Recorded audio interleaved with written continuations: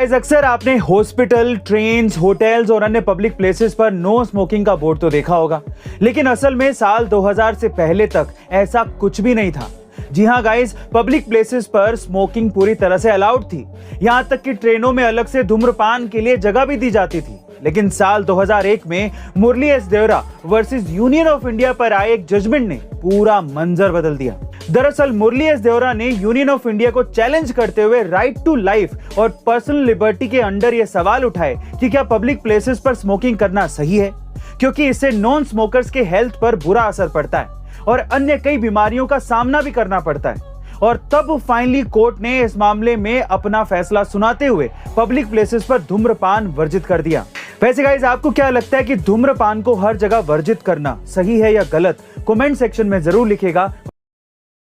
Guys, Balochistan Bharat का हो सकता था अगर हमारे नेताओं ने ये गलती ना की होती। जी हाँ गाइस, बंटवारे के वक्त बलूचिस्तान भी कश्मीर की तरह स्वतंत्र रहना चाहता था, लेकिन बलूचिस्तान भौगोलिक रूप से हमारे देश की सीमाओं के बहुत दूर है और इसीलिए हम उनके इस निवेदन को ठुकरा रहे हैं।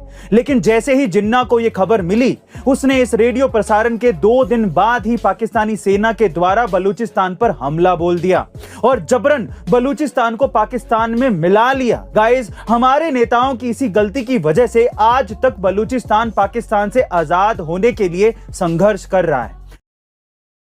गाइस, एक कहानी है इंडियन आर्मी के उस शेर की जिसने कारगिल युद्ध में 17 गोलियां लगने के बाद भी हार नहीं मानी और टाइगर हिल को पाकिस्तान के कब्जे से आजाद करवा दिया। जी हाँ गाइस, महज 19 साल के योगेंद्र सिंह यादव ने लगभग 16,500 फीट ऊंची और 90 डिग्री की सीधी चढ़ाई वाली टाइगर हिल पर अपने अदम्य साहस और बहादुरी से तिरंगा झंडा फहरा दिया था। इतना ही नहीं, गोलियां खत्म होने के बावजूद भी योगेंद्र जी ने अपने हाथों से 4 पाकिस्तानियों को मौत के घाट उतार दिया था।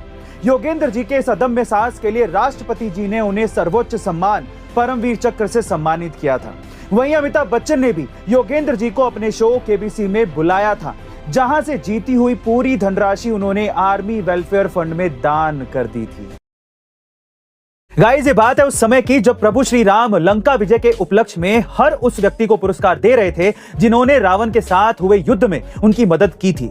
लेकिन तभी श्री राम ने अपने परम भक्त हनुमान जी की परीक्षा लेने के लिए जानबूझकर हनुमान जी को कोई पुरस्कार दिया ही नहीं। और ये सब देख वहां मौजूद माता सीता को बड़ा दुख हुआ, तो उन्होंने खुद ही हनुमान जी को बुलाकर अपनी बेशकीमती पत्थरों से जुड़ी माला हनुमान जी को भेंट कर दी थी, जिसे हनुमान जी ने खुशी खुशी स्वीकार भी कर लिया था। लेकिन कुछ समय बाद महल के बाहर जाकर हनुमान जी एक एक करके उस माला के अमूल्य पत्थरों को तोड़ने लगे, जिसे देख वहां के दरबारियों ने हंसते हुए हनुमान जी से पूछा कि ये आप क्या कर रहे हो, इतनी बेशकीमती माला आप क्यों तोड़ रहे हो? तो हनुमान जी ने बड़ी सरलता से जवाब देते हुए कहा कि जिस वस्तु में राम नहीं है वो वस्तु कितनी भी कीमती हो मेरे लिए बेकार है। जय श्री राम। गाइस, इसलिए हनुमान जी को राम जी का परम भक्त कहा जाता है। जय बजरंगबली।